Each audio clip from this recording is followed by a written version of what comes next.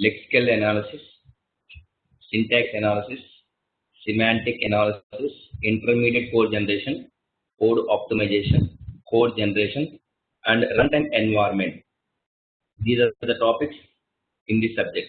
Okay. In case from this subject, you will get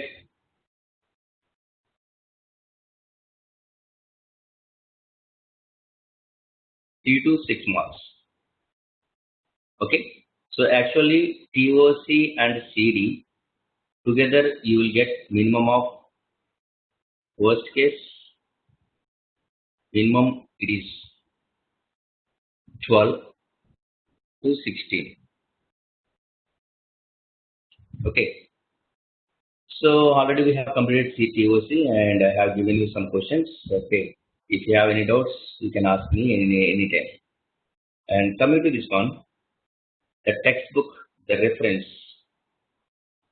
is comparison by Bullman. Bullman is a standard book of Bullman.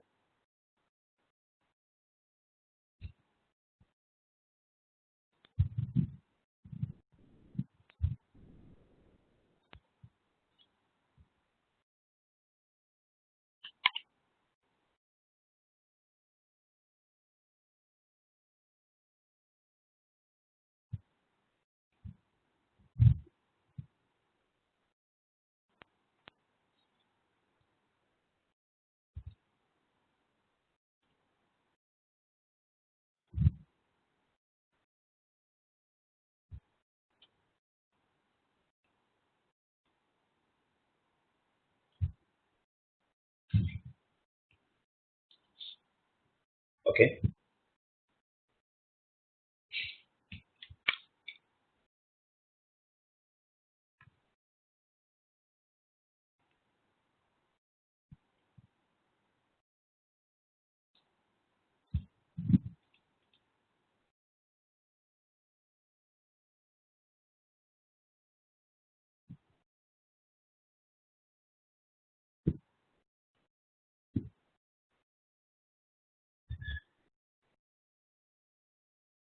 The first chapter.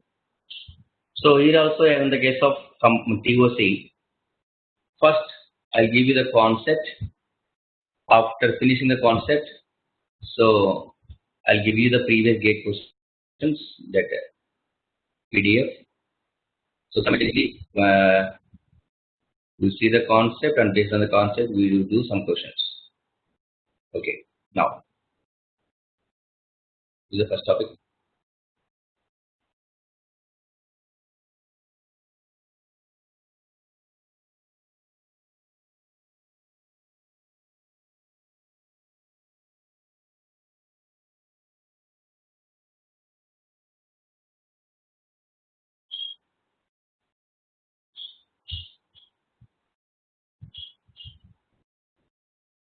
What is language translator?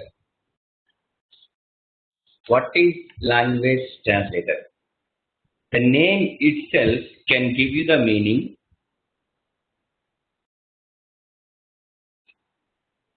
Which translates one language into another language.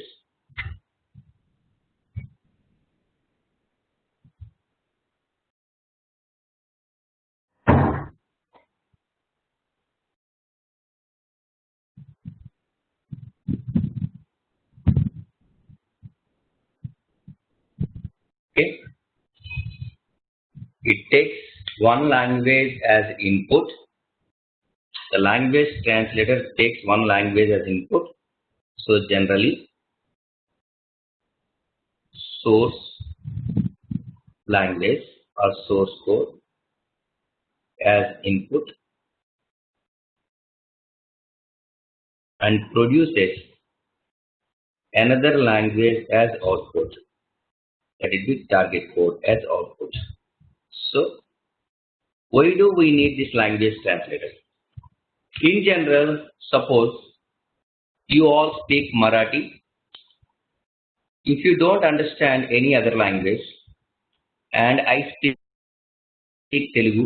I cannot speak any other language except Telugu, and you cannot understand any or I cannot speak any other language except Marathi. So we want to communicate each other. So one mediator is required. That mediator is called as a language translator. So whatever I speak in Telugu, that must be converted into your language. Simply, it is language translator. So coming to the subject, why do we require the language translator? Whatever the programs we write, either C language or Java language or Pascal or .NET or whatever. So all those languages are high level languages. Those all languages are human understandable languages. So a machine, that is a computer, cannot understand whatever we write. In general, in C language, if we write this statement, so a minimum programmer can understand that x and y are the two variables of integer data type. But the machine cannot understand what is this. So the machine has its own language, that is machine level language, that is in terms of zeros and ones. So for us, it is impossible to write this code in terms of zeros and ones. So we write our understandable language, and machine can understand its own language, that is machine level language. So for this, a mediator is required. That mediator is nothing but this language translator. Okay. So generally, the language translator takes one language as input. So here, high level languages, these human understandable languages are high level languages. These are all languages. Whatever we write, any language must be converted into machine language, that is low level language. This low level language will be given as an output by language translator. Simply, it takes one language as input and produces another language as output. You can take, just give me 1 minute, please.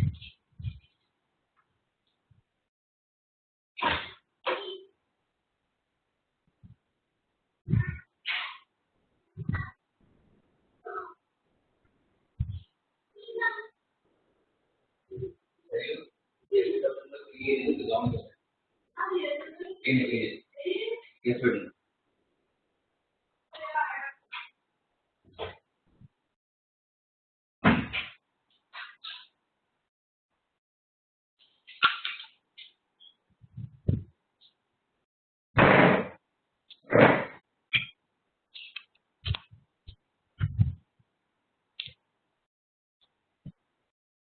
Okay. So take the notes, all of you.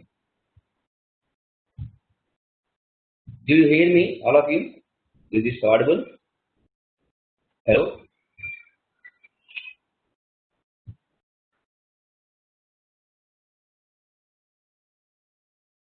Okay.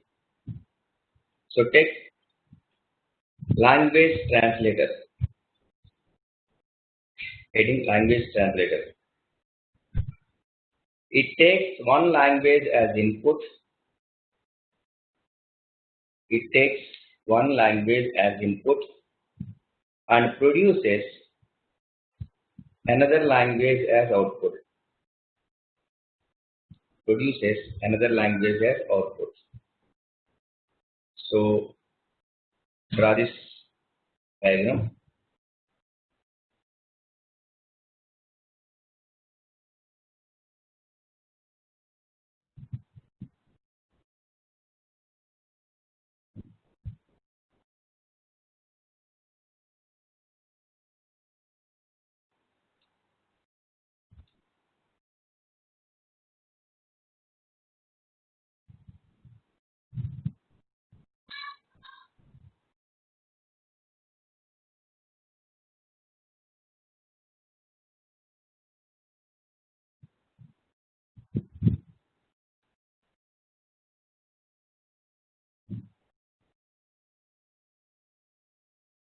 Next. Completed. Next, types of language translator. Types of language translator: compiler, interpreter, and assembler. Take this: compiler, interpreter, assembler. Now, first one, compiler.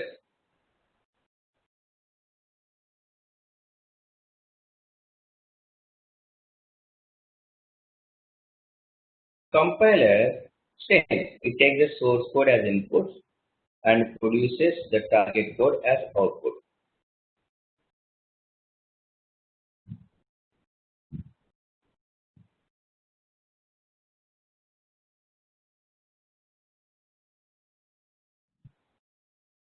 Compiler takes the source code as input and produces the target code as output.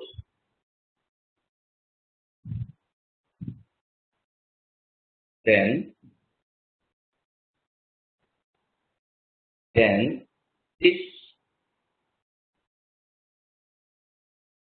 target code will be called by the user. Whatever this target code, the output will be called by the user to process the inputs for producing the output. Okay. So, sir, what is this input and this input, and what is this output and this output? So, I repeat. Whatever, suppose we are writing a program for multiplying the two numbers.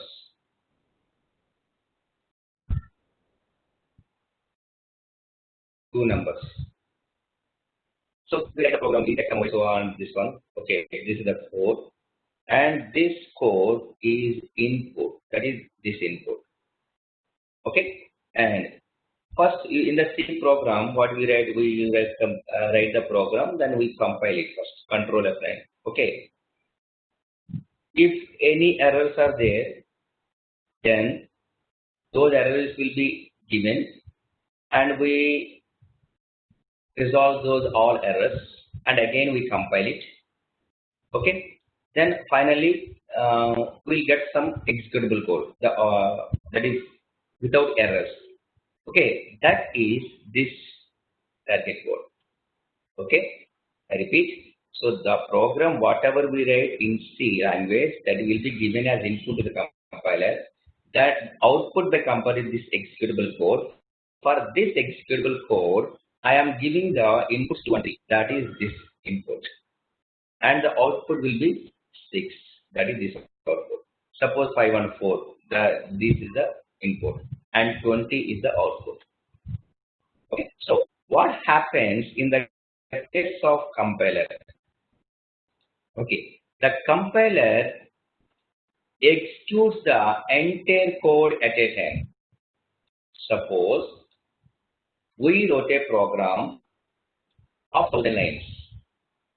This is the program.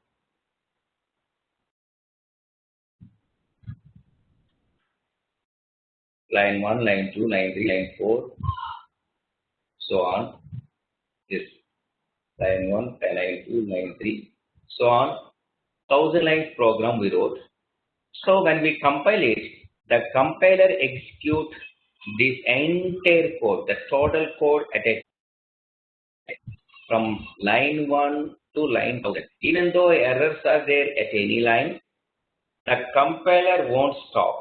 It continuously executes all the lines and it completes the 1000 lines. So these all 1000 lines will be executed at a time.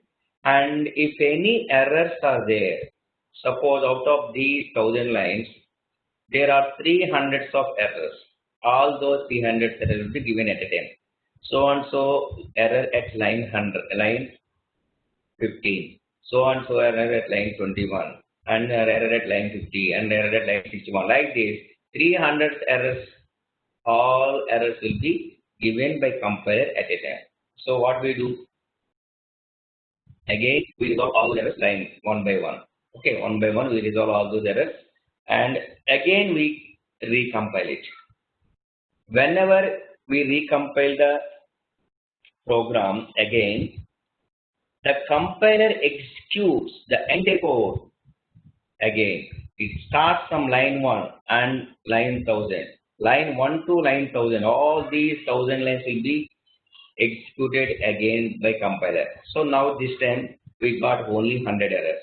Again we got the errors.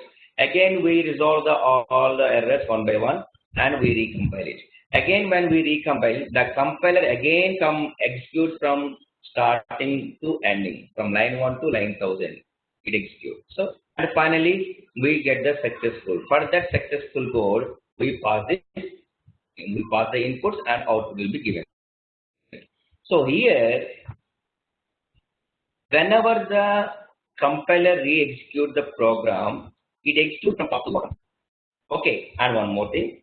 If any errors are there, all those errors will be given at a time. And here, error diagnosis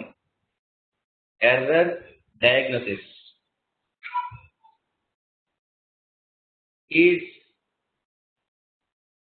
not that much easy as in the case of interpreter, because out of 1000 lines, if there are 300 of errors, by looking at those 300 errors, somewhat psychologically we felt okay, we will feel some unhappy. Okay, and that is the one disadvantage. And here, the execution process is also slower than the compiler. Here, suppose 300 errors are given, and all those 300 errors we will resolve one by one.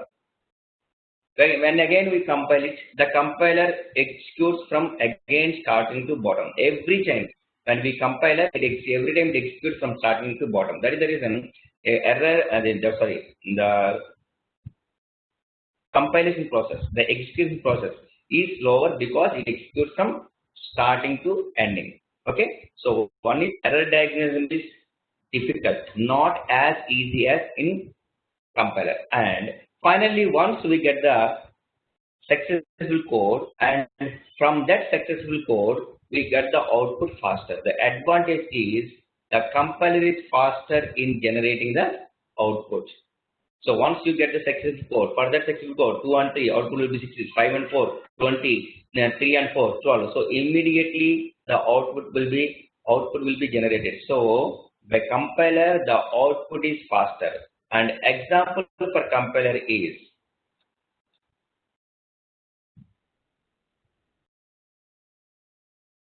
C and C++.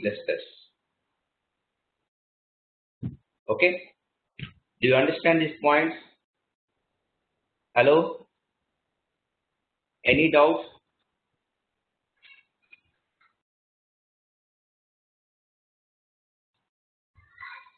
Shall I give you notes or no need? All these points, do you need notes? Do you want notes for this? Do you want notes for this?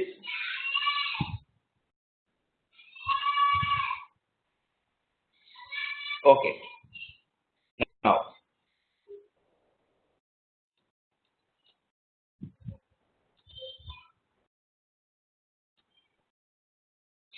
interpreter.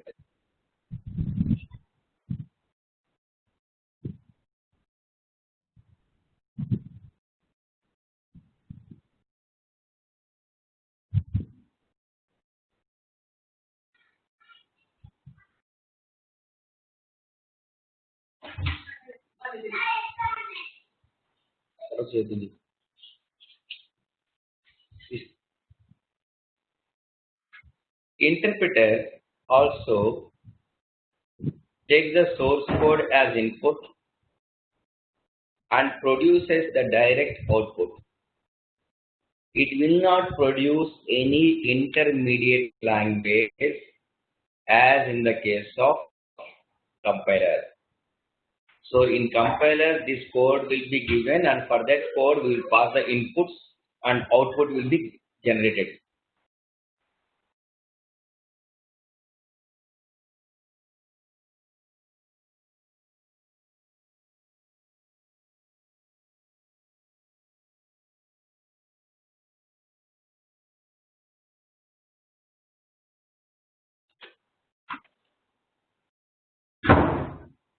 Okay, in compiler, this is the intermediate language. For this intermediate language, we'll pass the inputs and the output will be generated. Whereas in interpreter, there will not be generated any intermediate language. It produces the direct output. So output directly. So what happens in the case of interpreter? Suppose we wrote a program of 1000 lines. When the interpreter executes this program, it executes the program line by line. Suppose these are 1000 lines. It executes the program line by line. It first executes the program line 1. If there is no error, then it comes to the line 2. If here also no error, then it comes to line 3. So like this, it executes the program line by line.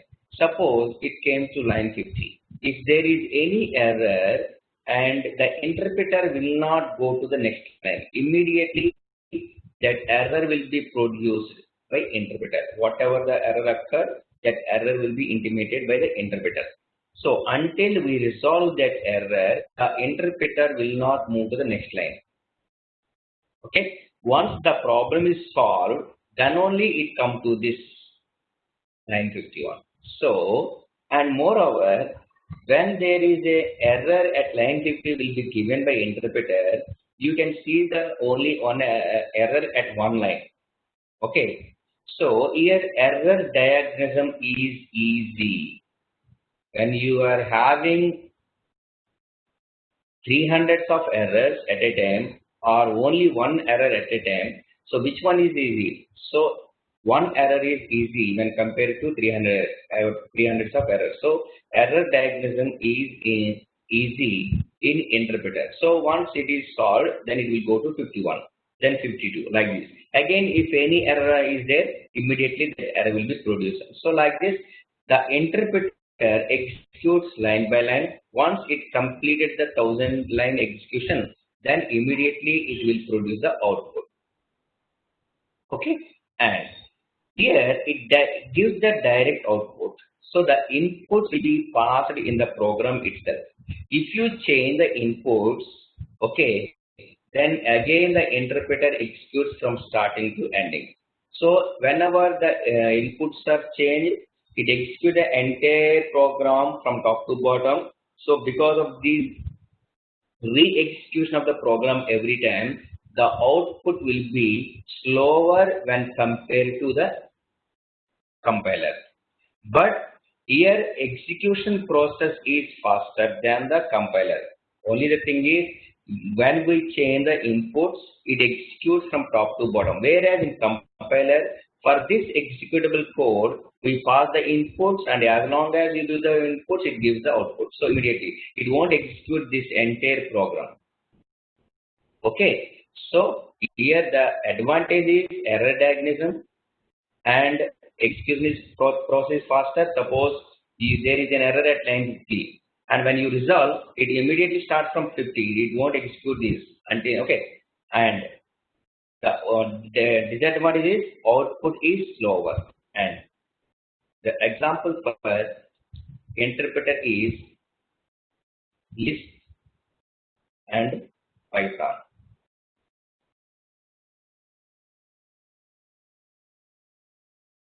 Okay, and Java is both compiler and interpreter.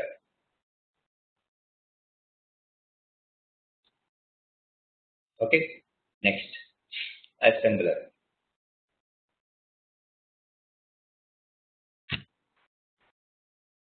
Any doubts?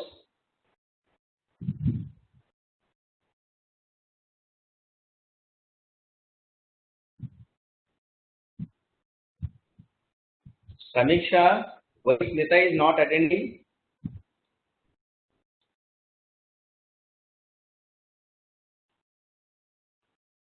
Samiksha, do you hear me?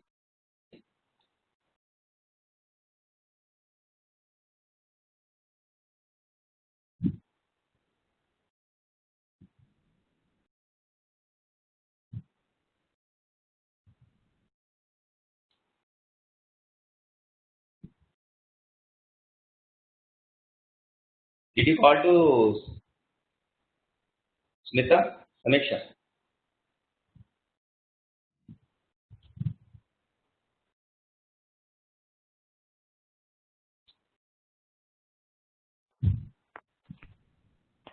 So actually I talked to her yesterday, not yesterday, the day before yesterday. She was having her group discussion for some company placement.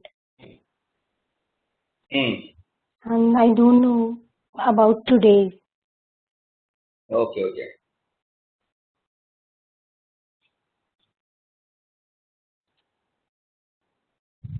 Okay, next, assembler. So tell your friends to not to miss the topics in lexical. Sorry, the first two topics are easy. These. Yes, But sir, when I I will start complete this my one, when I start this topic, ambiguity concept, I have not taken that much deep in this and clear more examples in the TOC. But here we'll do what is ambiguity, more examples, and left recursion, elimination of left recursion, and elimination of left factoring. After that, the most important topics are first and follow. If you do not know this first and follow, if you don't know what is first and follow, how to find first and follow, it is difficult to follow the parsing techniques. It is very difficult to follow the parsing techniques if you don't know what is first and follow. So ask them to not to miss the classes. Okay. Here, I think the parsing technique has completed to you. So to do one parsing technique, do you know what is LL1? What is SLR1? Is this topic completed? The subject completed? Yes, sir, it is completed. LL1, do you remember SLR1? So, yes, sir. LL1, okay, somewhat it takes not more time. But if you come to SLR1 to do one question, nearly it takes 20 minutes Yes, to sir, complete one in the question. DST diagram. So you have to consider the canonical set of items. Based on the canonical set of items, you have to consider the parsing table. So after that only we can say whether the grammar is SLR1 or not. But with my technique, in 2 minutes, even less than 2 minutes, we can solve the question. We can say whether a grammar is SLR1 or not. If coming to LL1, less than half minute. Some questions, by looking at the grammar, you can say whether it is LL1 or not. So to do to apply those shortcuts, you must be very strong in first and follow. I will tell you very clearly how to find first and follow. So tell your friends not to miss these topics. And very bad thing is from you people, you are not maintaining the timings. Punctuality is not there. Okay, next time onwards, if I check this one, in next week also if the same students are coming, okay, I'll take the more number of hours. Each day I'll take 3 hours and finish earlier. Because I cannot wait more time like this. See, actually these two, tomorrow and today class, actually these 2 days class has to be supposed to complete by yesterday. Of course, day before yesterday it was my so I was not in the home town. That is the reason I have postponed it. But yesterday class, because of you only, I have cancelled. Okay, come back to this assembler.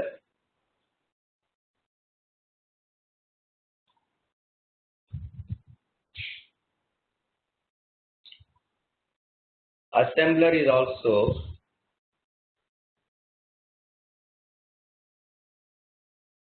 one language translator.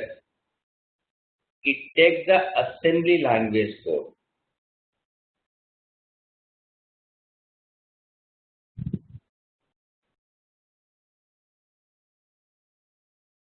It takes the assembly language code as input and produces relocatable machine code as output.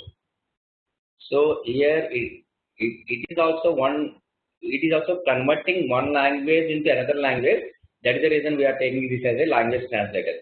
It takes the assembly language code and produces relocatable machine code. It is not the direct output. This is the code which has to be loaded in main memory, and there it will be ready for execution. Okay. Now, so you can take this one. Assembler takes the assembly language code as input. Okay, and produces the relocatable machine code as output, which is ready for execution. Okay, this is about the language translator and types of language translator. Okay, assembler, compile.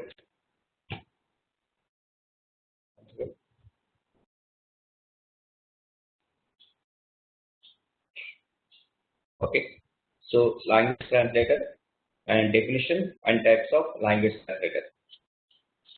Next,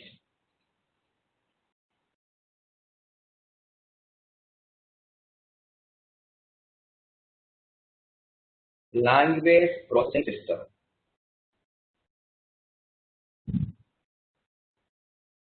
means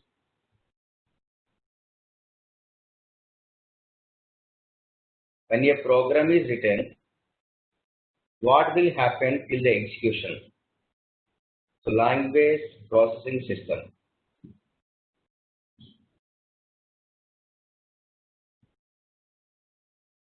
Copy this. You also copy this simultaneously.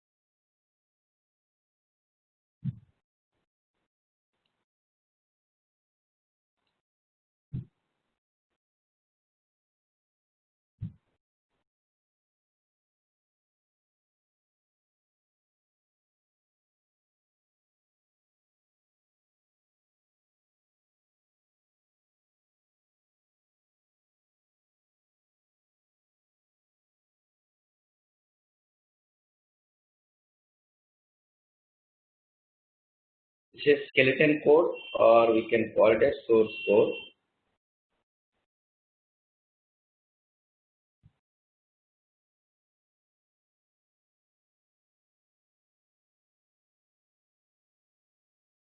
Modified source code.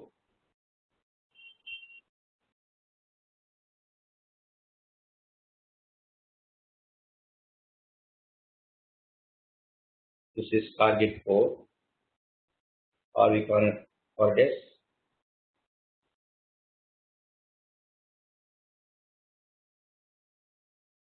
assembly language code.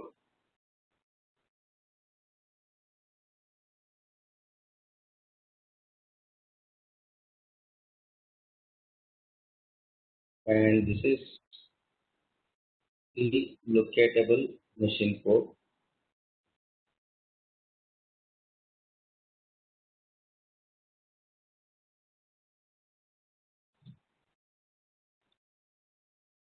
And this is offset code. You please copy this. I will explain this everything one by one.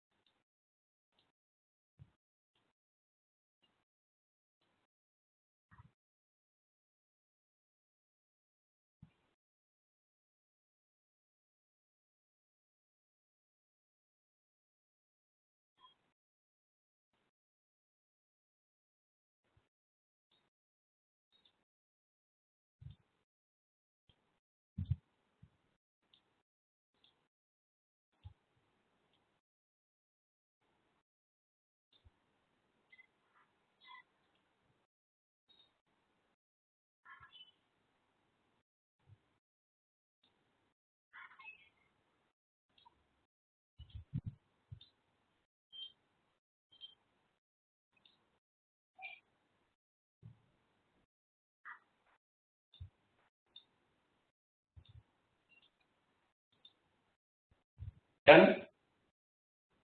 Hello, copied? Hello? Yes, sir. Copy. Okay. So source code will be given to the preprocessor as input, and preprocessor will produce the modified source code as output. Okay.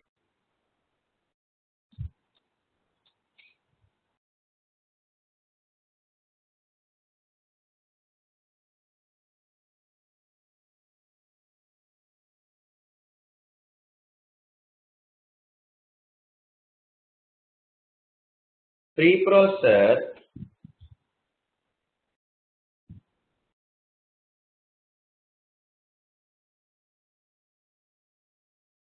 allows the user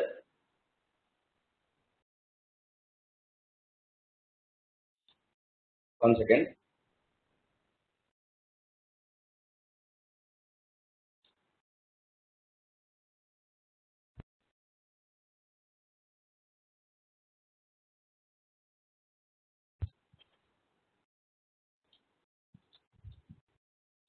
Okay. Suppose the program is too big. It may be divided into small programs. If the program is too big, too large, very large, it may be divided into small program. This is one program, and this is another small program, and like this. Okay, it will be divided into small programs, and these each small programs we call as modules. Modules. So I repeat, if the program is very big, it may be divided into small programs, and each module will be stored in different files. This is in one file, and this is another file. This is like this. So each module will be in different files. So the preprocessor will take care of all these modules, means which program is in which file. Here, the preprocessor will not combine all these modules. It will take care of all these modules and their respective files. Okay, that is one objective. And the preprocessor allows the user to use header files.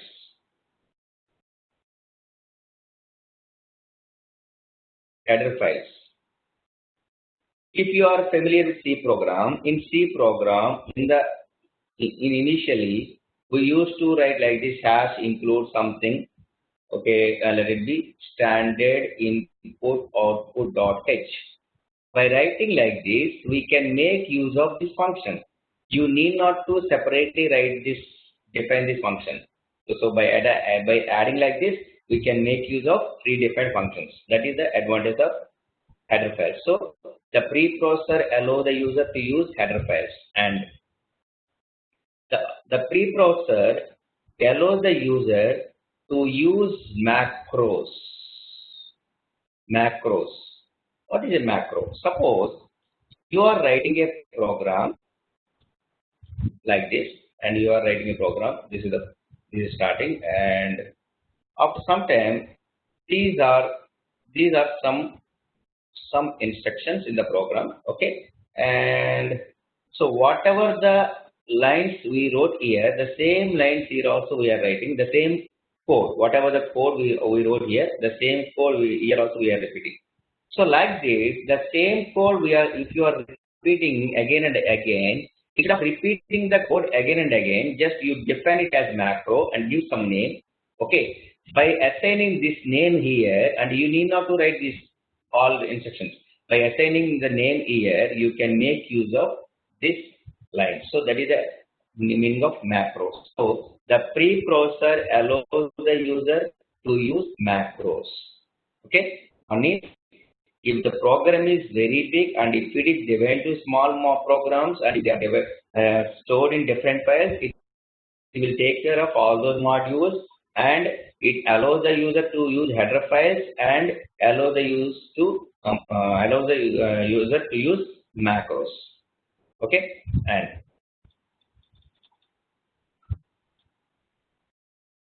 next one.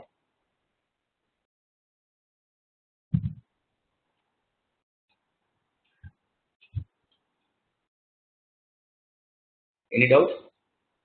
Hello, do you understand? So I'm not giving the notes if you are required, and I'll give you. Otherwise, I'll continue.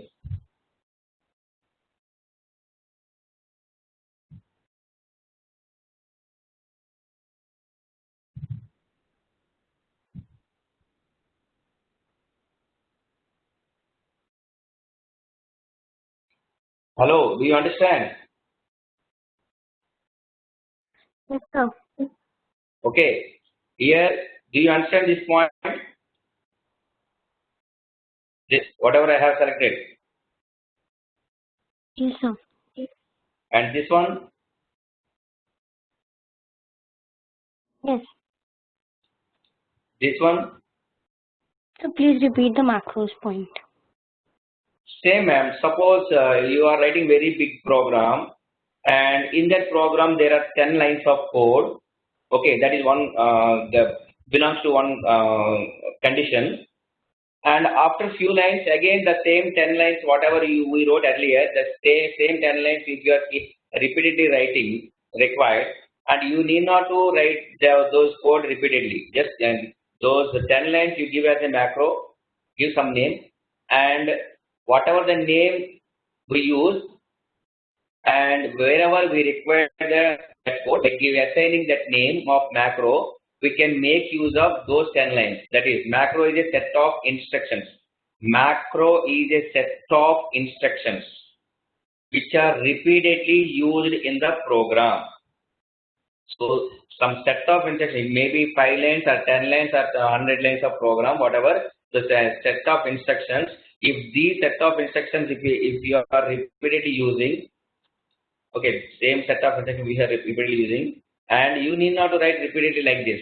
Okay, so we write only once and we give some name, and we by assigning the name here, we can make use of these 10 lines of the program, whatever the number of lines. So this entire program we can use by giving the name here. Okay, so simply macro is a set of instructions which are repeatedly used in the program. Okay, and this process is not compulsory for all languages. Suppose a language which do not support hash include like this, then pre-processing is not necessary for this. Okay, so pre-processing is not compulsory for all languages. Example is this one. The language which do not support this one, they do not require pre-processing. Okay, So preprocessor takes the source code as output and it produces the modified source code as output. Now this modified source code will be given as input to the compiler, and compiler produces the target code. So what happens in compiler we will see one by one, because our subject is compiler. Okay, there are so much in compiler, there is so much in compiler, we will see that one by one after this. So here this modified source code will be given as input to the compiler and it produces the target code as output. Okay, here compilation is also not compulsory for every language. Okay, compilation is also not compulsory. Example, HTML and script language, JavaScript, and assembly languages like 8085 and 8086, they do not require compilation. Okay, compilation is not compulsory for every language.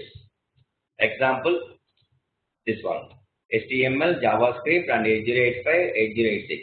These languages do not require compilation. So here for compilation, I am not giving you much, because this is, it takes the modified source code as input and produce the target code as output. What happens in compiler is this one. This all we will see one by one. This is all. Okay, next. So this is about compilation. And assembler also same. Whatever I told you, it takes the target code as input or assembly language code as input. This assembly language code will be converted into relocatable machine code. This is also one type of language translator. The assembly language code will be converted into relocatable machine code. And this relocatable machine code will be loaded in main memory, which is ready for execution. Okay, that is about assembler.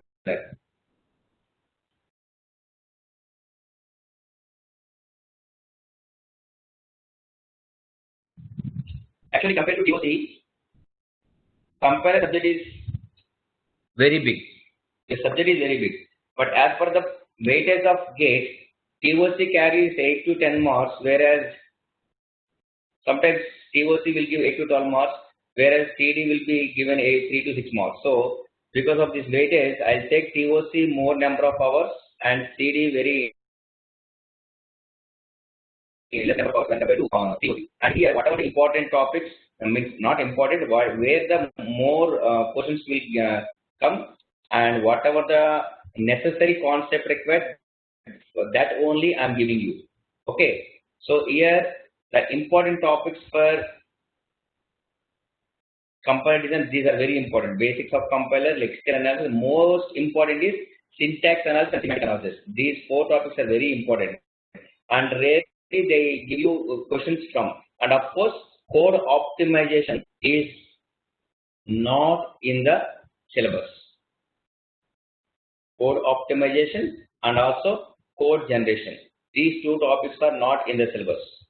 I forgot to tell you earlier in the starting. So these 2 topics are not in the syllabus. Intermediate code generation and after that runtime environment. These are the only. You can check the syllabus also. So in this, I don't give you. Don't explain what is code optimization and what is code generation. Earlier I used to explain all these 2 topics, but not necessary because they are removed from the syllabus. Okay. Now come back to this linker and loader.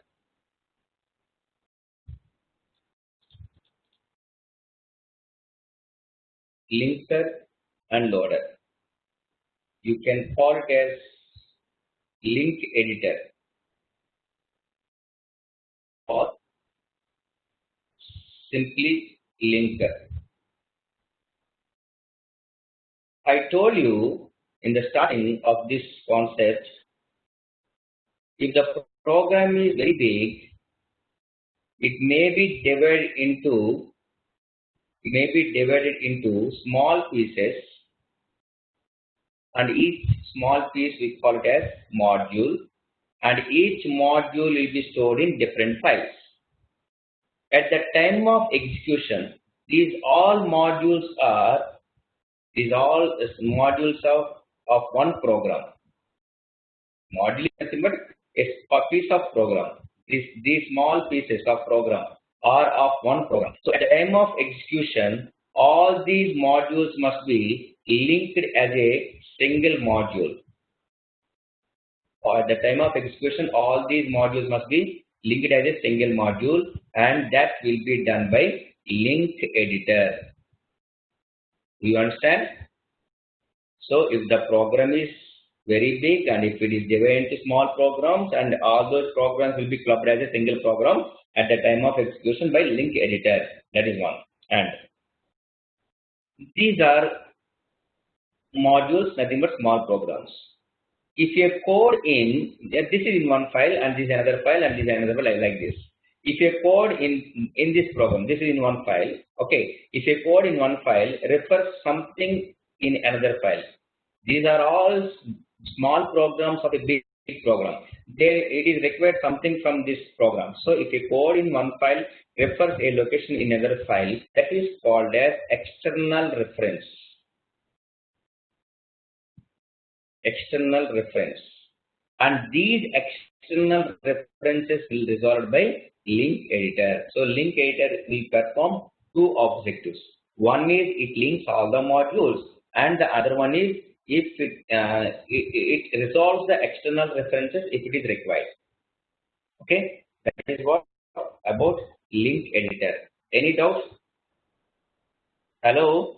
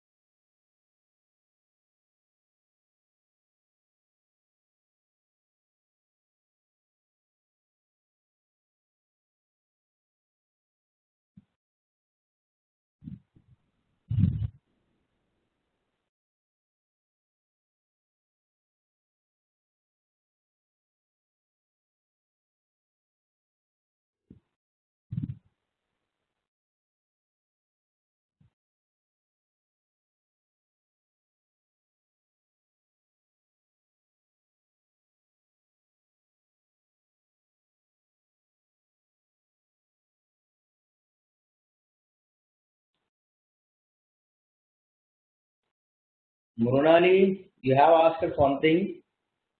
If macros are similar to function, of course they are similar to the functions, but macros will be processed before the compilation.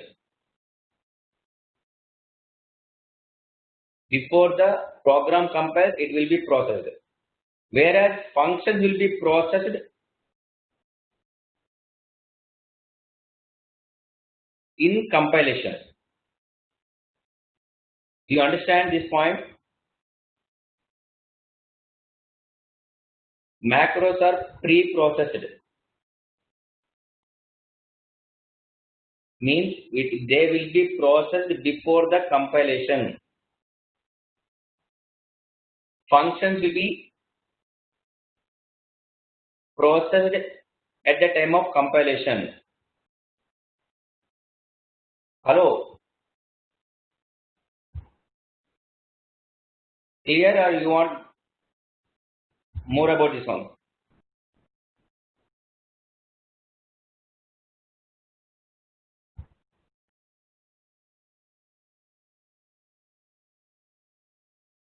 Okay. So link editor is this one. So use your mic, because I am not seeing the messages every time. If you use the mic, so immediately I can give you the clarification of your doubts. Okay. So what is link editor? We have seen, and loader. Loader, the name itself will give you the meaning. To execute the program, this program, it has to be loaded in main memory. To execute the program, it has to be loaded in main memory. that will be taken care by loader. So loader simply loads the program or set up the program in main memory.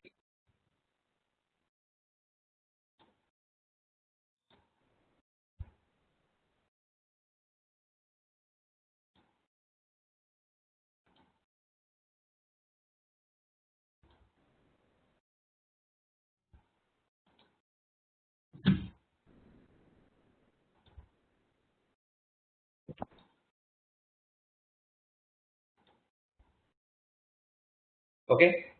So take the loader. Loader loads the execute program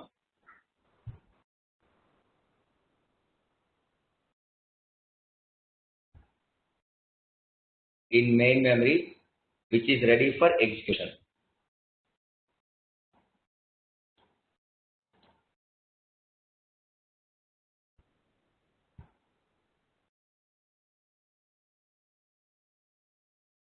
Okay. This is about a short notes about the language processing system when it is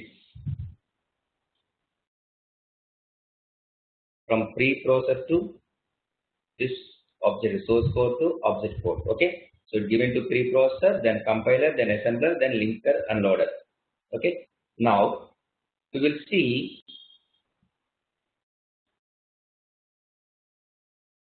some briefly about this lexical analysis to this code generation. There are 6 phases: lexical analysis, syntax analysis, semantic analysis, intermediate code generation, code optimization, and code generation.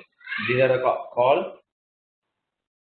phases of compiler. So one example, I will give you what happens in each phase. Okay, phase of compiler.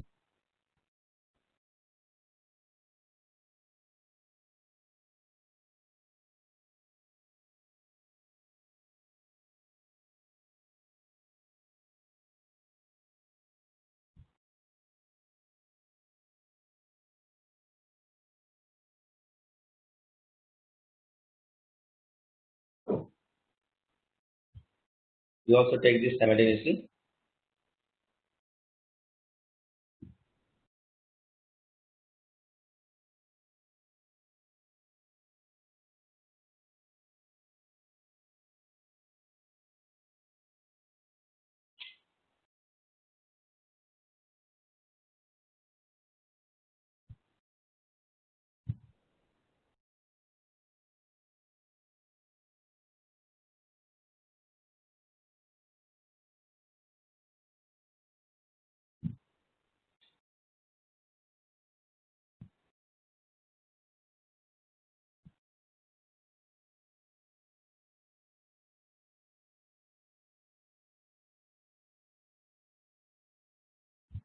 Total 6.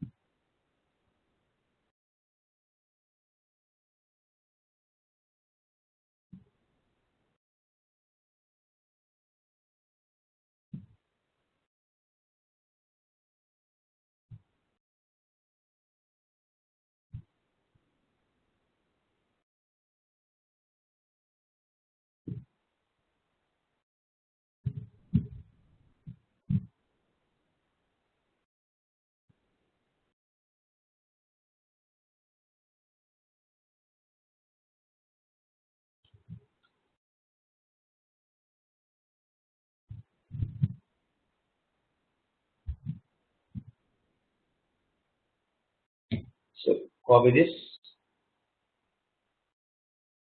phases of compiler. So what happens in each phase with example I will tell you.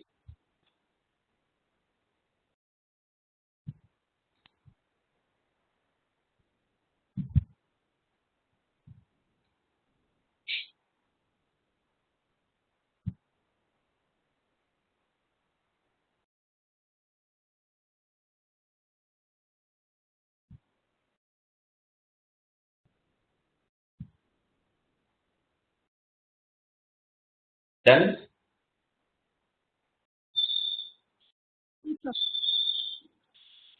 So total all 6 phases.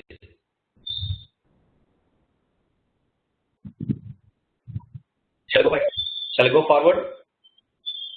Yes, sir. Okay. Lexical analysis. This in lexical analyzer, the source code will be given. I repeat, to the lexical analyzer, the source code will be given, and that source code will be divided into small pieces which are called as tokens. Okay.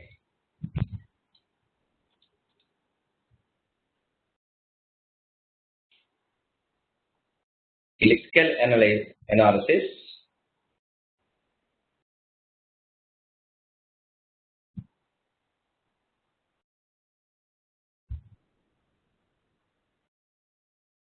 The source code will be given as input and it produces the tokens as output.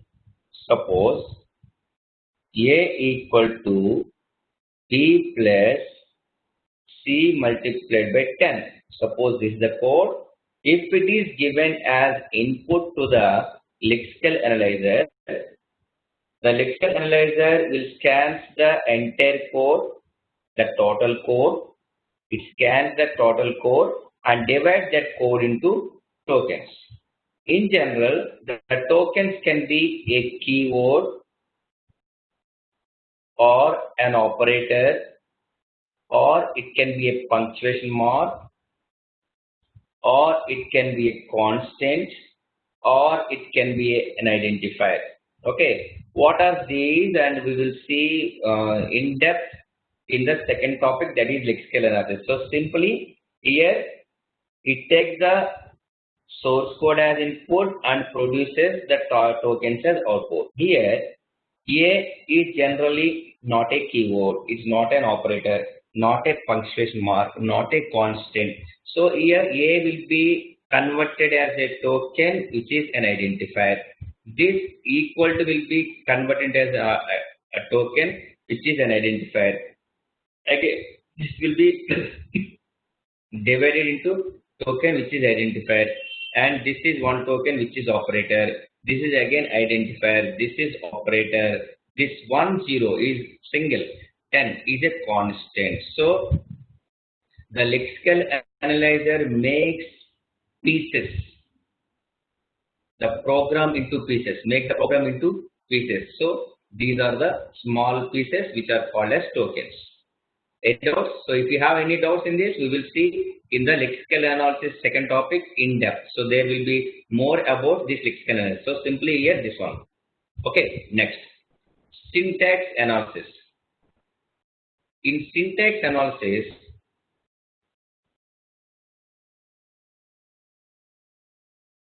the tokens produced by lexical analyzer will be given as input to the syntax analyzer. See, you can see here.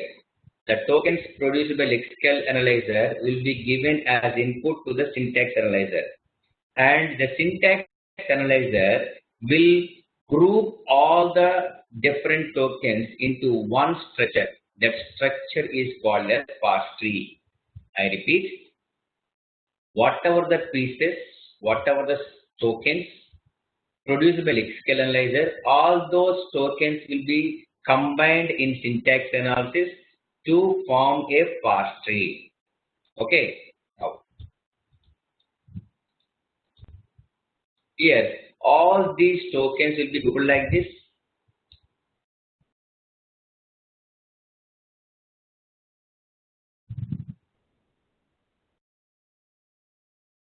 A equal to B plus C multiplied by 10. So all the tokens produced by lexical analyzer will be grouped together in syntax analysis like this. Okay. So to form the structure, this is a parse tree. To form the parse tree in syntax analysis, it requires some rules. I repeat, to combine all the tokens to form as a parse tree, the syntax analysis requires some rules, and those rules will be supplied by context-free grammar. Okay, what is context-free grammar? We have seen earlier. So in the grammar, if every production is of the form, the left side is single non-terminal and right side can be anything. There is no condition. So that is context-free grammar. So I repeat. So don't worry, we will discuss much about this one in syntax analysis topic. So simply here, the tokens produced by lexical analyzer will be formed together in syntax analysis to form a parse tree. Okay, any doubt? Clear? Okay, next. Semantic analysis. Semantic analysis.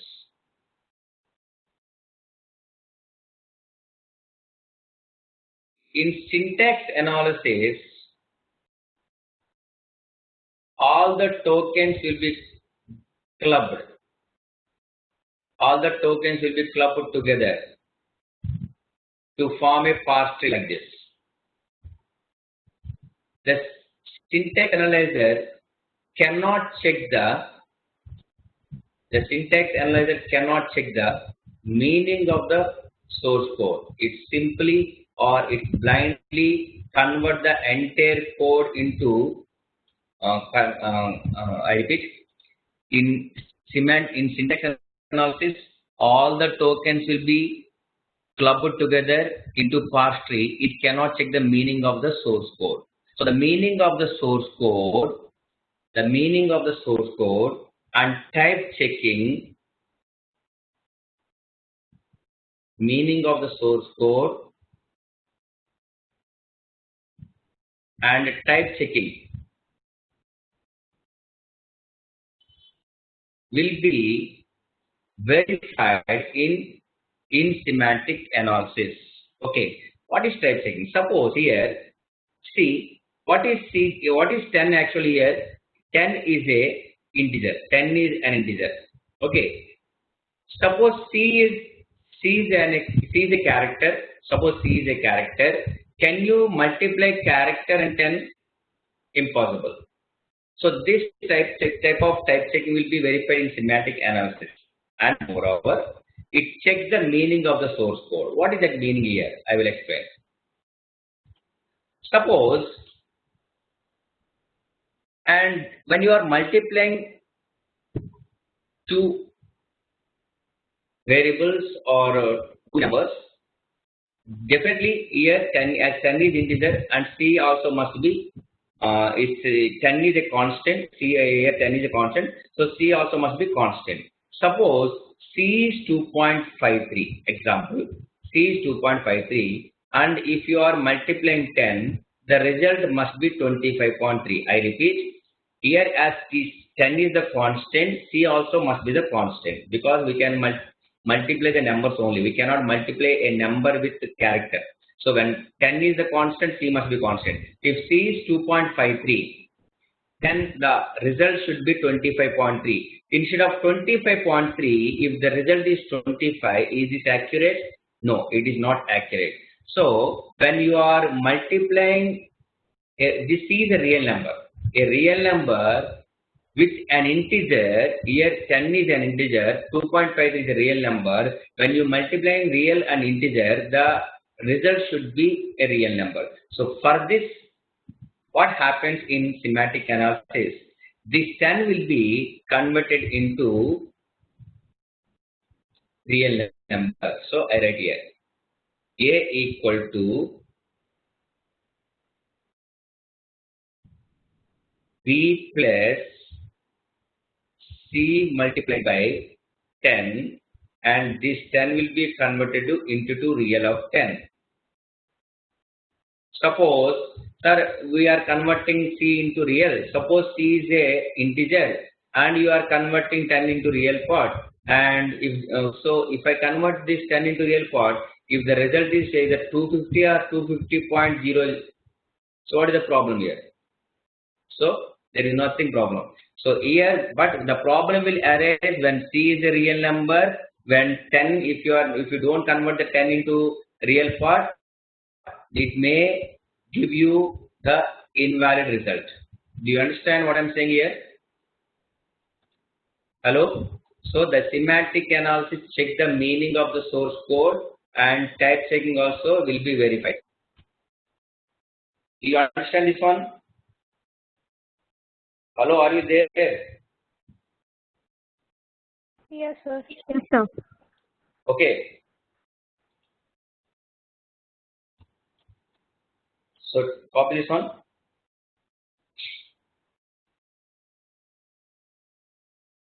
Meaning of the source code and type checking will be done. Meaning of the source code and type checking will be done in semantic analysis. So here it takes the source code, parse tree as input. In semantic analysis, take the parse tree as input, and it produces the modified parse tree as output. Modified parse tree, or you can say annotated parse tree as output. Okay. So how this will be done? Actually, I told you here, in syntax analysis, the tokens will be combined together to form a parse tree. And to form a parse tree, some rules are required. And those rules will be supplied by quantity grammar. Rules nothing but productions. And those productions will be supplied by quantity grammar. Okay. In semantic analysis, this meaning will be verified. Actually, in syntax analysis using the productions, example, a production is like this. Using the production, the syntax analyzer will form a parse tree. And the semantic analysis give you the meaning or verify the meaning of the program. The meaning of the program will be verified by adding some extra rules, by adding some extra information to every portion of the program, to every portion of the grammar. I repeat, the meaning of the program will be verified in semantic analysis by adding some extra information or some extra rules to every portion of the grammar. Suppose this is the production. Here, the extra information a dot value here means the a value will be evaluated by adding the b value and c value. This is the exact meaning. The meaning of this statement will be verified by adding this extra information in semantic analysis. So simply the b value and c value will be added to give the a value. So this is called the grammar. This extra information is called as SDT, syntax directed translation. This we will see exclusively when we come to semantic analysis chapter. Okay, so this is enough for this phases of compiler. Okay, next phase. What is next phase? Intermediate code generation. So lexical analysis divide the code into tokens. Syntax analysis combined all those tokens to give the parse tree. The semantic analysis will give you the meaning of the statement. That is, it gives the annotated parse tree. This annotated parse tree will be given as input to the intermediate code generation to form the intermediate code. Okay, to give the intermediate code. What is the intermediate code? Actually, there are several types of intermediate code.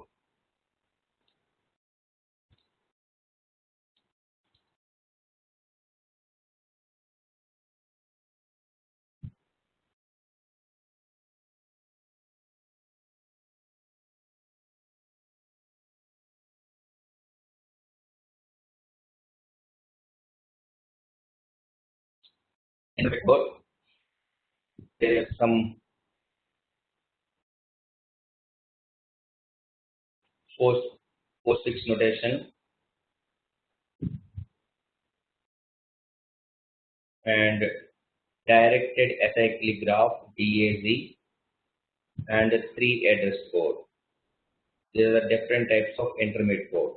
Some mostly use this 3 address code. So for this for this example, I will take the 3 address code representation, and what is postfix and what is DAZ we will see when we come to intermediate code topic. Okay, so mostly use 3 address code. What is 3 address code? In 3 address code, maximum in any statement we can use maximum 3 variables. In 3 address code, in any statement, maximum we use 3 memory references or 3 variables, and maximum in any statement we can use 1 operator other than assignment, other than equal to. We can use maximum 1 operator and maximum 3 variables or 3 memory references we can use maximum in any statement.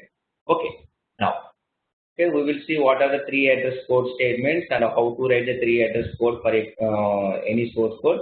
We will see again in this chapter.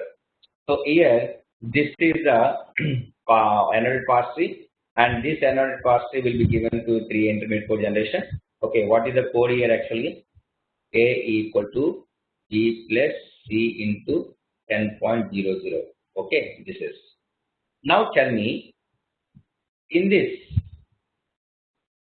which operation evaluated first? Is B plus C or C into 10? So say multiplication is the highest priority.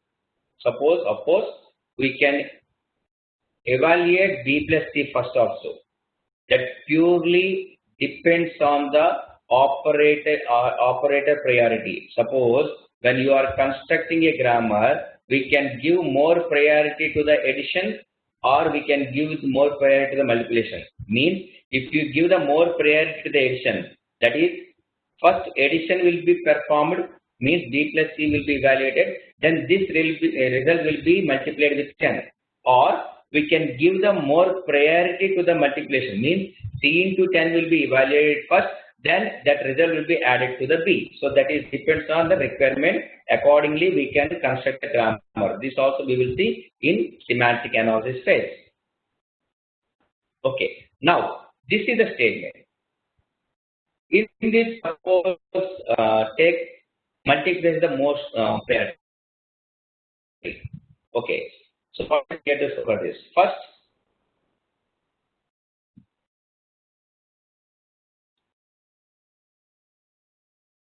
we'll take one variable T1. This integral of 10 will be stored in T1. This will be in T1. Are you following, guys? Hello, girls. Okay. This T1, this 10.0 will be stored in T1, and we can store this into T2.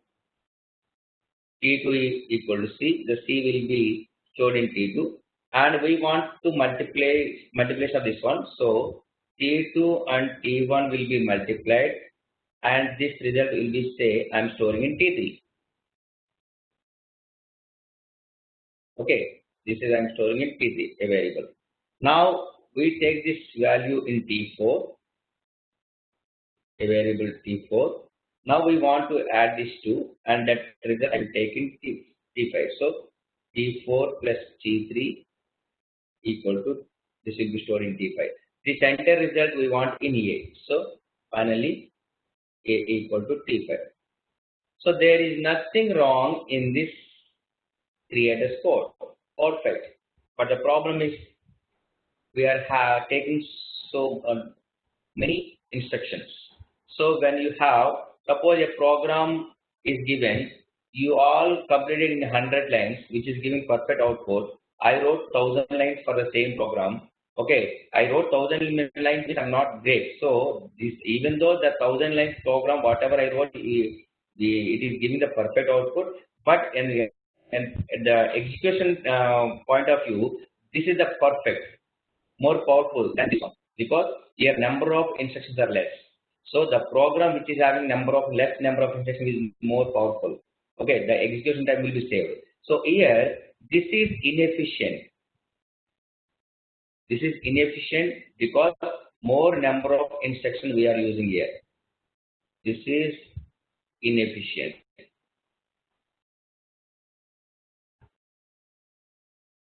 What is the efficient code? Instead of using these many variables, look at this.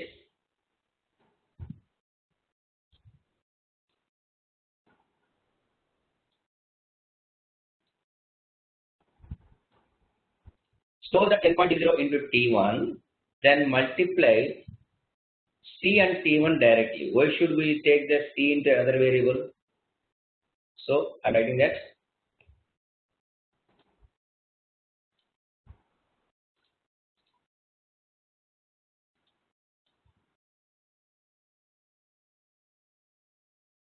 T1 equal to 10.00, and we are multiplying C and T1, and this we are storing in T2. Okay, so now this is in T2. Taking B into another variable and adding instead of that, why cannot we add B directly and take T3? Yeah, tell me.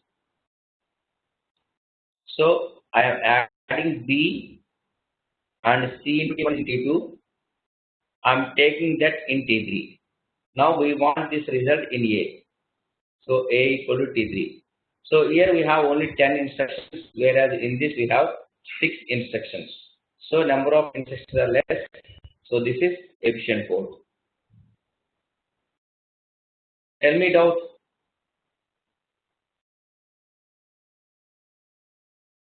Hello, tell me your doubt. No, sir. You are supposed to ask. No, okay. So this is efficient code. So copy this one. Simultaneously, are you taking this all? Yes, sir.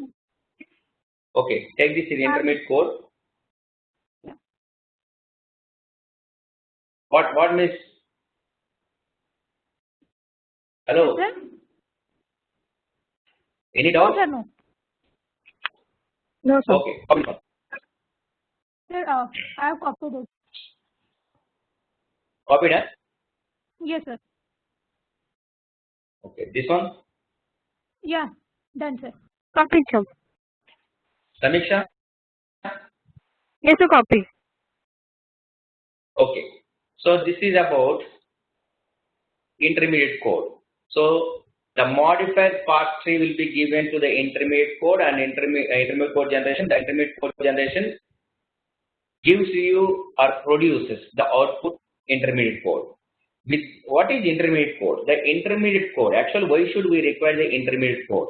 Okay, this is the original program, original code, source code. For this source code,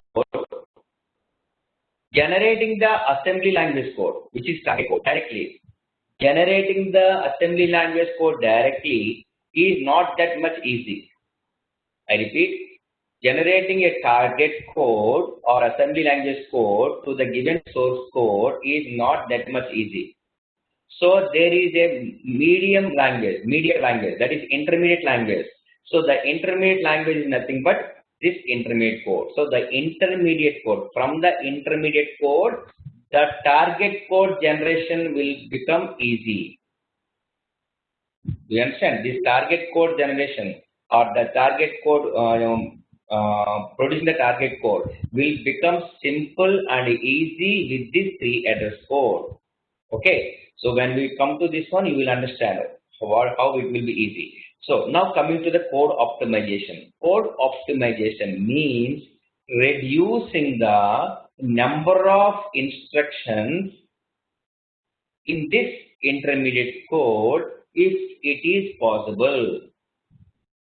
Okay, if it is not possible, there is no possibility of reducing, so the same whatever we have here, the same will be given in this also. So if there is any possibility of reducing the intermediate code without affecting the outcome of the original program, the source program. Okay, see, we will see this one.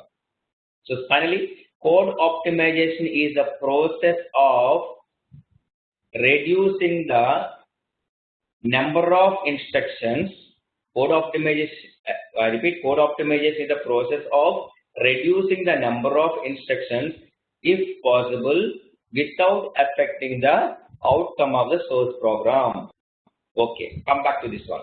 Here, this is the 3 address code which we have taken as efficient code. For this efficient code, what is the code optimization?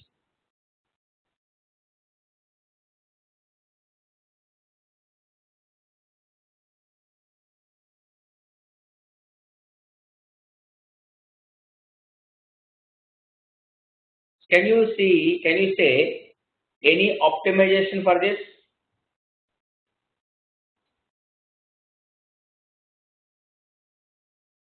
Samisha or Mranali, can you say any optimization for this? By looking at this code, so that the outcome should not be disturbed.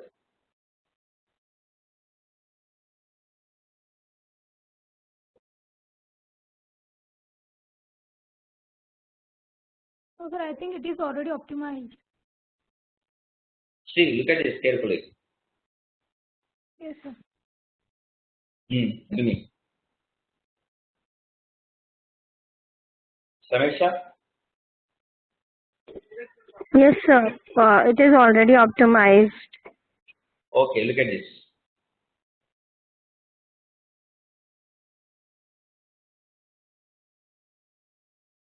Sir, or we can, like in last step, we can write A equals to B plus T2. Very This good. is one possibility.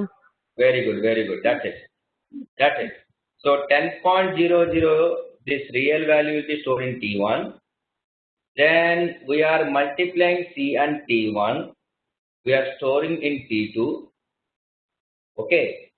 Then we are adding B and T2, copying this into T3, and from T3 to A. Instead of that, why cannot we directly give to the result B plus T2 to A? Why cannot we copy this result directly to A? Okay. So in this, there is no disturbance of the output. The original program will not be disturbed, but the number of instructions has reduced. So this is called code optimization. Of course, there are different techniques. One is machine independent and the other one is machine dependent. Okay. Coming to the machine independent, there are dead code elimination. What is dead code elimination? And what is common? There one more common sub-expression elimination and loop invariant, loop folding, loop unrolling, and I forgot this because the last 3-4 years I'm not taking this subject. And reduction in strength, copy propagation. There are so many instructions. There are so many code optimized techniques, and all those techniques are not required now. Earlier they used to give. So you know what is dead code? Dead code means a code which never executes is called dead code. Okay, na? So anyhow, for this program, this is the code optimized code. Any doubt in this? Hello? No, sir, no doubt. Okay. Next, code generation.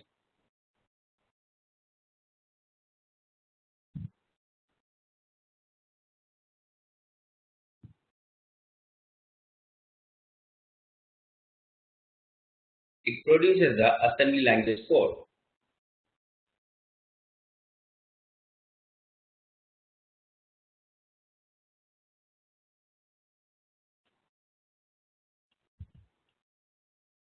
See, writing assembly language code directly to this is somewhat difficult, but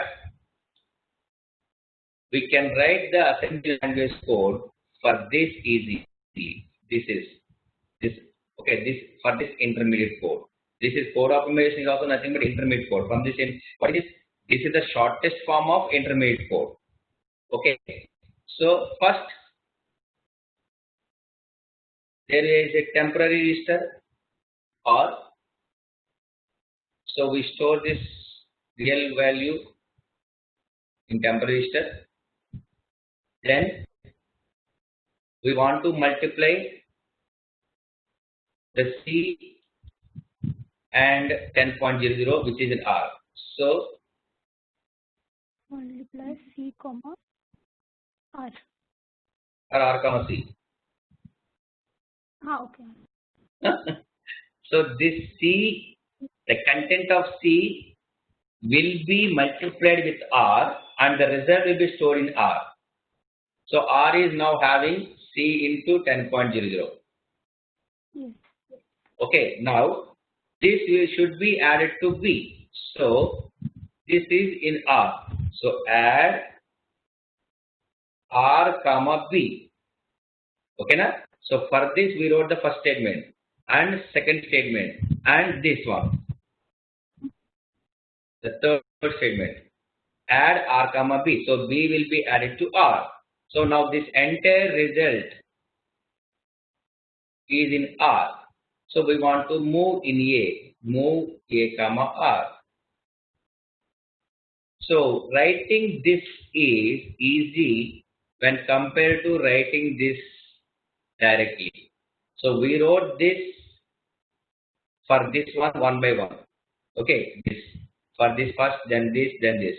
Whereas, of course, this is a simple statement. If your statement is very large, for that statement, difficult to write the produce the code of this code generation. That is target code. So because of that, only intermediate code will be used. In intermediate code, whatever the statement is there, there will be maximum one operator on the right side of the assignment.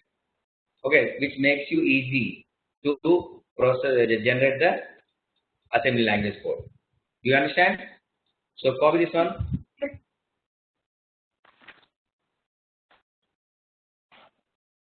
So this is about basics of compiler. Now we'll go to the second topic, lexical analysis. After completion of lexical analysis, I will give you the previous gate questions based on the first two topics, means basics of compiler and lexical analysis. Whatever the questions came earlier in the gate, we will do that.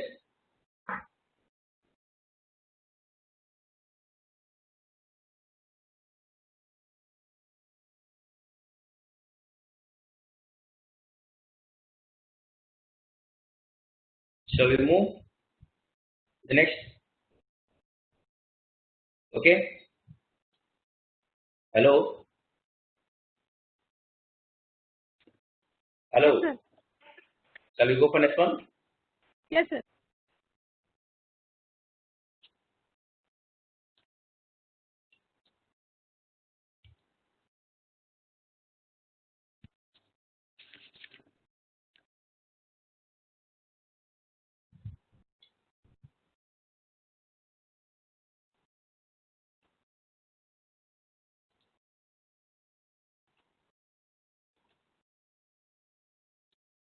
So what did I say in phase of compiler about lexical analysis? It takes the source code and produces output as a token. So it scans or reads the every character of the source code and divides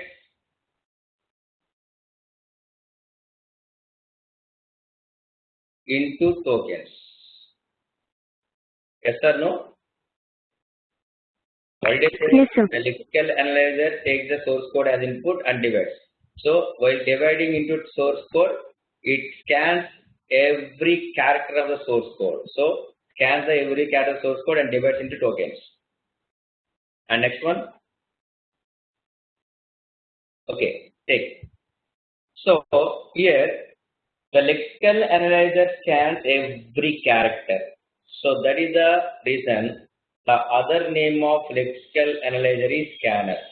It scans every character of the source code and the following will be done. It divides into tokens. Ignores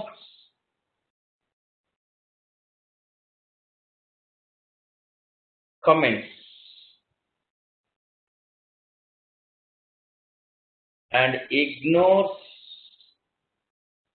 blank spaces or white spaces.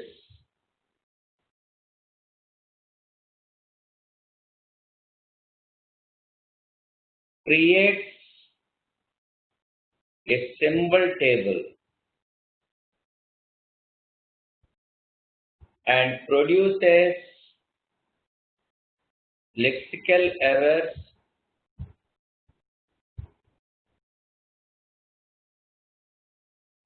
if there. So this all will be done in lexical analysis. You can see one by one.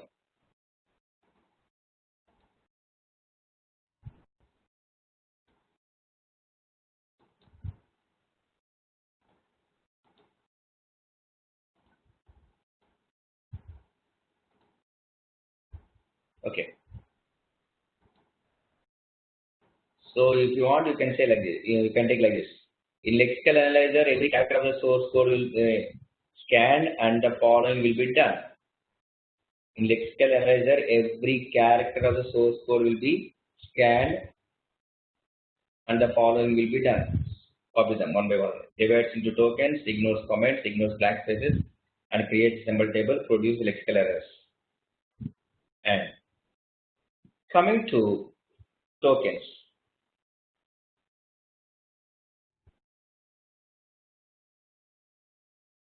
A token can be a keyword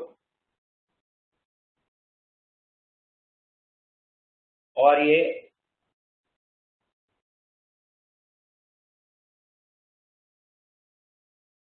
operator, or it can be punctuation mark,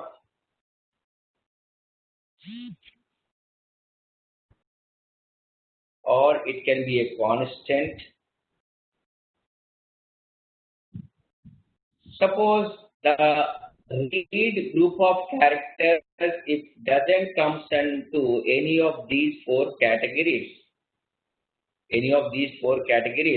then it can be an identifier. I am not saying that it will be an identifier. It can be an identifier. Okay. For identifier also there are some rules. An identifier is any combination of alphabets and numericals.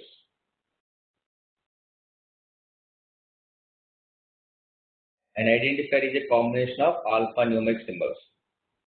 Okay. And only special symbol allowed is underscore.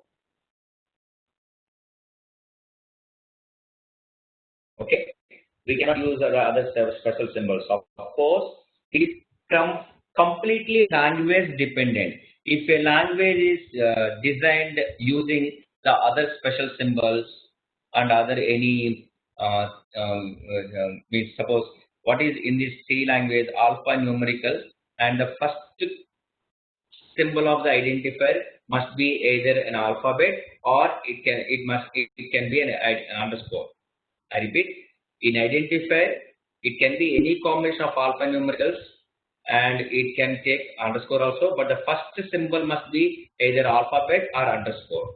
If a new language design, if they allow the first symbol as numerical or if they allow some other special symbol, that's purely depends on the design of the language. Okay, in general, it is this one. And okay, now these are very clear keyword. If you take the C language, if then else for if these are and operators, plus minus and punctuation mark, this is comma and in this one and this one double quotes and single quotes like this. Okay, and constant very well. Now I told you what is identifier. So it is any combination of alphanumeric symbols and only special symbol allowed is underscore and the first symbol must be either underscore or alphabet. Okay, are you clear about this one? Hello? Yes. Okay. Now,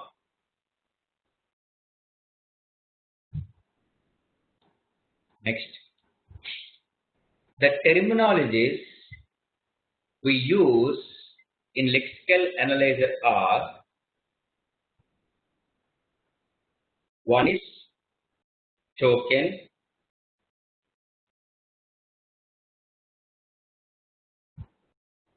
pattern, and a lexeme. Token, pattern, lexeme. What is token? It describes the category of the input string. It describes the category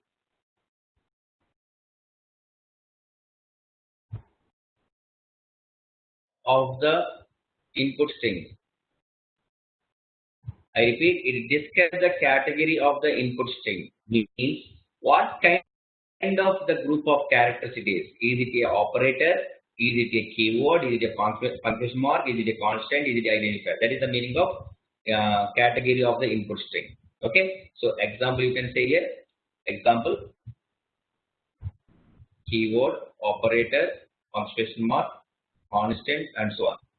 Next, what is pattern? Pattern is set of rules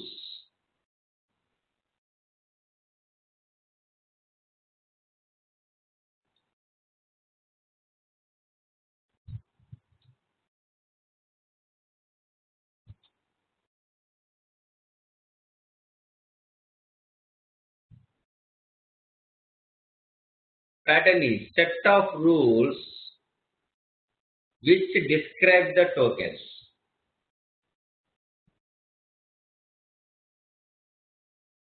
Means for keyword, what are the rules? For operator, what are the rules? What are for punctuation mark? For identifier, what are the rules? Those all rules will be defined in pattern. So token and pattern are almost same. So what is this one? A equal to this B plus something 10.00 something. So this is a constant. So for this being constant, what are the rules? And those rules will be different pattern. And this 10.00 is based on the rules is a constant. And almost token and pattern are same. Token gives you what is exactly, and pattern tells you what are the rules. Okay. Next. So what this is token and pattern. And lexeme.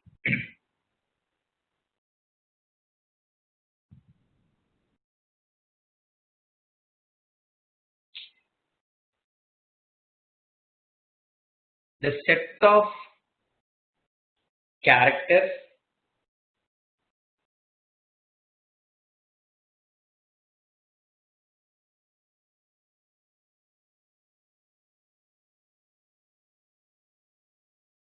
that matched with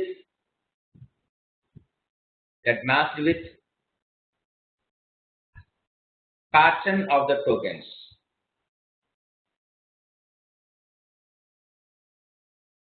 So this I will tell you the examples later after some time. Okay, so the terminologies we use in lexical analyzer are: one is token. So what token is, what kind of token, what kind of token it is, means the category, that is a keyword or operator. Pattern is for keyword, for operator, for punctuation mark, or like this, what are the rules. And lexeme, the group of characters or the set of characters that match the pattern of the token. I will tell you the example after some time. Okay, just leave this for a while. So this is about the first. This is divides into tokens. Okay. Next, ignores comments. Ignores comments. Anything?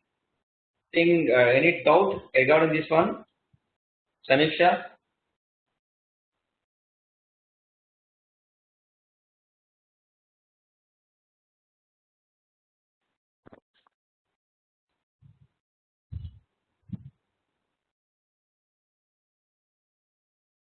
Samiksha, are you there?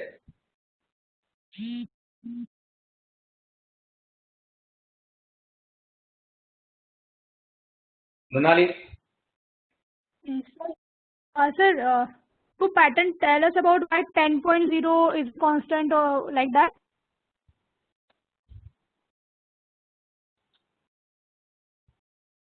Hello? Yeah, I understood.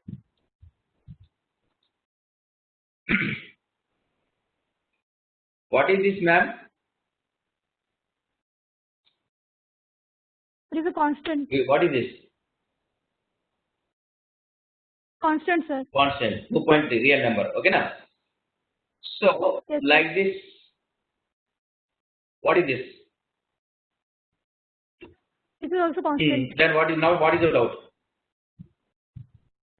No, I'm talking about pattern tells us that why 10.00 is a constant. Not tells.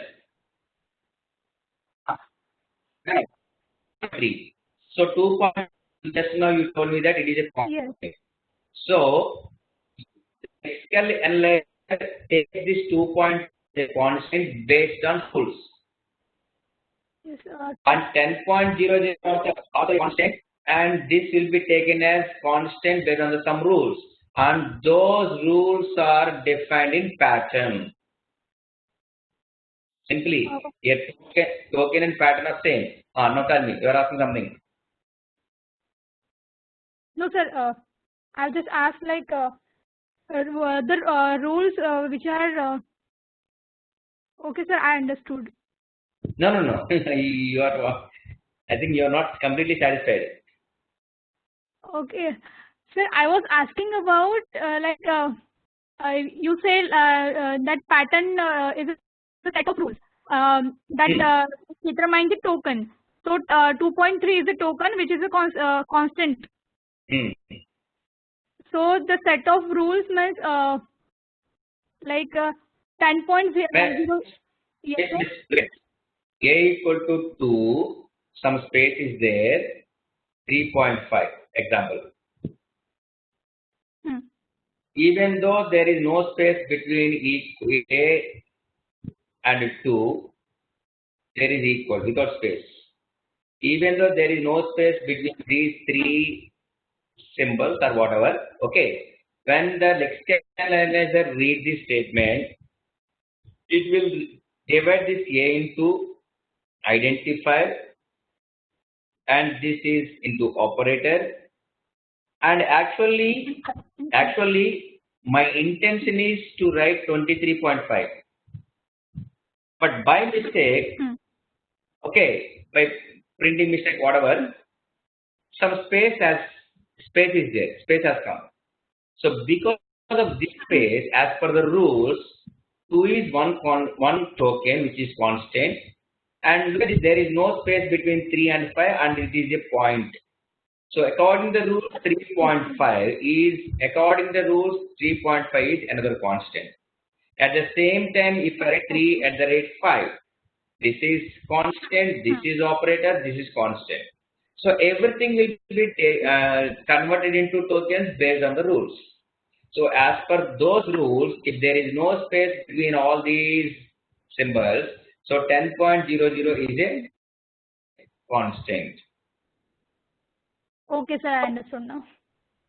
Okay, so here we will do some examples like some at the end of this topic. I will give you some statements. You have to find the tokens, and I'll give you some statements, and you have to find the errors. So both we do. What is the error and what are the number of tokens? Those questions we will do first. After that only we will go to the previous gate questions based on these first topics. Okay. So this is about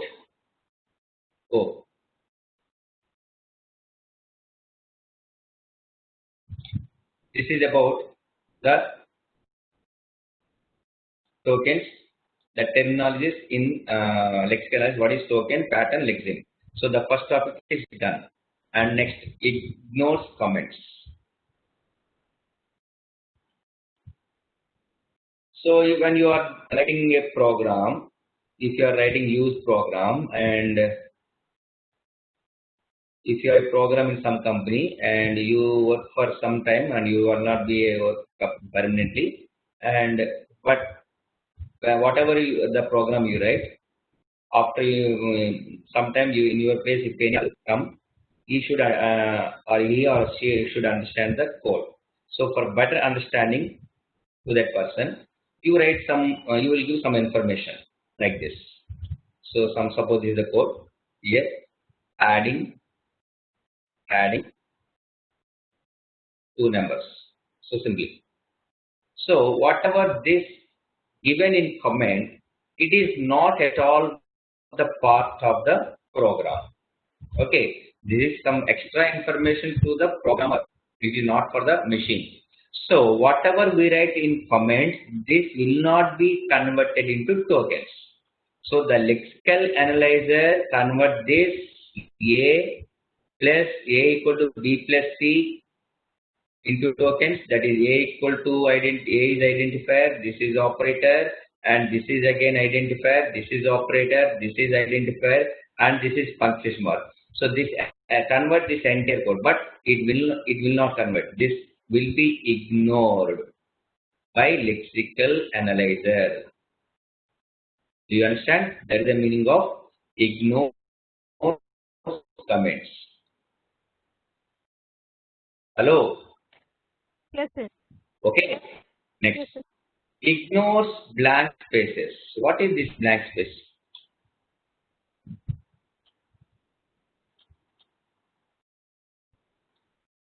Actually, this is the right way of printing the statement on a monitor.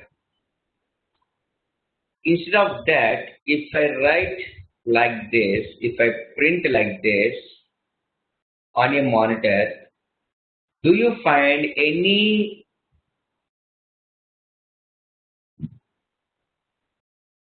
difference between this functional difference between these two statements?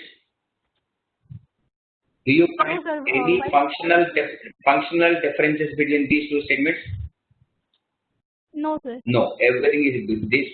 The first statement, the second statement is exactly same. The difference is only structure. So in the second statement, we have used so much of space. So in the first statement, this int is a keyword and space is there, that will be ignored. X is identifier and this is punctuation mark, identifier, punctuation mark. We have 5 tokens. So whatever the tokens that are generated in this statement, and the same tokens will be generated here also. Int is a keyword. Here we have used so much of space. Actually, one symbol space is enough, but we have used multiple space symbols. So you don't understand that only first symbol will be ignored and the rest, the remain will be another token. No, not like that. This entire space will be ignored. So that is simply the space can be one symbol or 1,000 symbols or 1 lakh of symbols. That entire the space will be ignored. Only the space will tells the lexical analyzer that it done whatever the group of characters till now scanned, and the next group of characters will be separated from this previous group. So that space can be one symbol or multiple symbols. So there is no much difference between this and this one. So here again identifier. Here also so much of space, that entire space will be ignored. And this is ignored means don't think that this is so ignored that this is one, so this will be one token. No, not like that. So you write like this, or you write like this, or you write like this. So both are same. This and these are same. Okay, and even if the without space also same. So X is identifier, comma comes under punctuation mark. So the space will be ignored. Okay, and one more thing here. If I write X space Y, this is one token and this is another token. If I write like this X followed by this much of space and then also X is one token and this another token. And if I write without space XY, then this will be a single token, which is XY is the identifier. Whereas here X is identifier, Y is identifier. Here also X is identifier and Y is identifier. Whereas here XY is an identifier. Okay, so here also space will be ignored and it is punctuation mark, and space will be ignored, punctuation. Okay, space will be ignored, and this is identifier, again space will be ignored, and this is punctuation mark. So what are the tokens we got in this first statement? The same statements and so same tokens here also will be generated. So that is the meaning of space or white space or blank space will be ignored. Are you clear in this?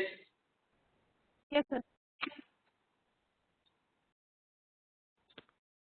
So this is done. Next, create a symbol table. Symbol table.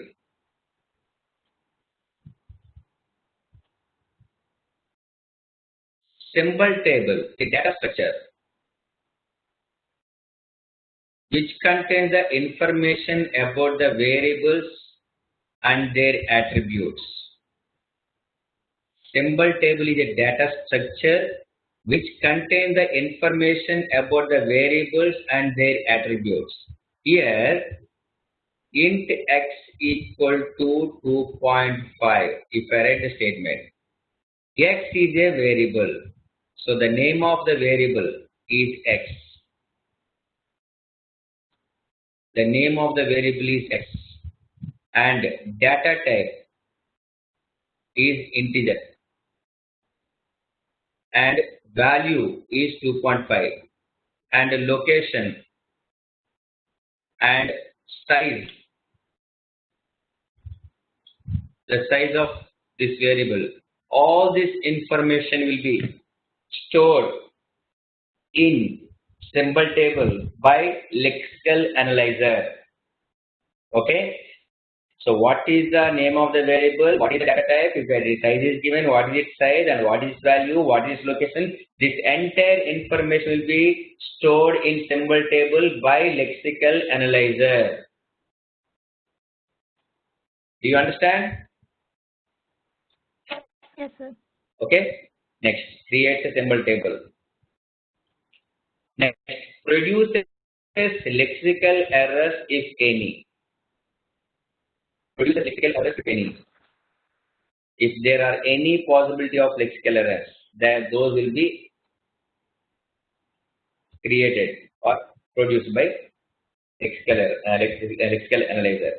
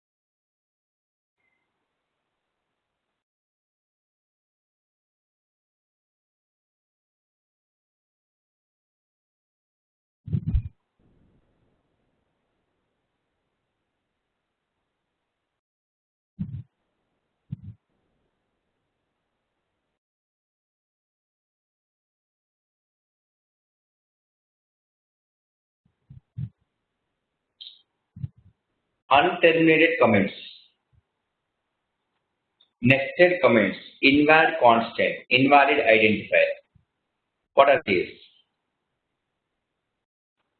So these are some lexical errors. Okay. Now, what do you mean by unterminated comments? If you take the C language, suppose A equal to B plus 5, and in C language, adding 5 something, I am writing adding 5 to B. After that, you have to close this. Okay, you have to close this comment. If I forgot to close this one, then when as per the rules, whenever you have opened a comment like this, these two, and you should close, when this is there, it will scan for, the lexical analyzer looks for or scans for this and this. If it is not there, then immediately it will be given as lexical error. Okay, so what this is again depends on the language. If you go for the .NET, in .NET you need not to close. If you open this comment, so whatever you write after this, that all will be taken as a comment only. You understand? Hello. Yes, sir. Yes, sir. Next, this is about unterminated comment, nested comment. Again, this is coming to a comment. Again, this is a language dependent. Okay, in the case of .NET, no need of nested comments. Once you open this, after that, whatever you write, it will be entire, that whole will be taken as a comment. But in case of C language, again, comment inside the comment is not valid. So nested comments will not be permitted in C language. And invalid constant. So what is invalid constant? What is identified the rest? And examples and previous gate questions will continue tomorrow. So anything else? Any doubt? No, sir. Yeah. Sir, question. Samiksha? I think Samiksha Yeah. is not there, sir. What happened to her? I think she has she has some network issues every time. She's using mobile. Okay. And Mronali, this is, I think today is the first class for you. Yes, sir. I have joined this. I have joined today only. Why? What happened to TOC? No, sir. There were interviews were going on, so I didn't join these classes. Oh, for you it is completed. Yes, sir. From now on, I will continue for get preparation. So you got selected? No, sir. I have given one interview today. See what happens. Okay, all right. Anyway, tomorrow also we have class. Yes, sir. Okay, tomorrow we'll meet again. Okay. So when Samisha left? Just now only? Yeah, what, sir? When did Samisha left? Just I think now only, na? Just few minutes back. No, sir. Yeah, 10 to 15 minutes back. Okay. Okay then. Tomorrow we'll meet again 5 o'clock. Please maintain the punctuality. Yes, sir. Okay, thank you. Thank you, sir.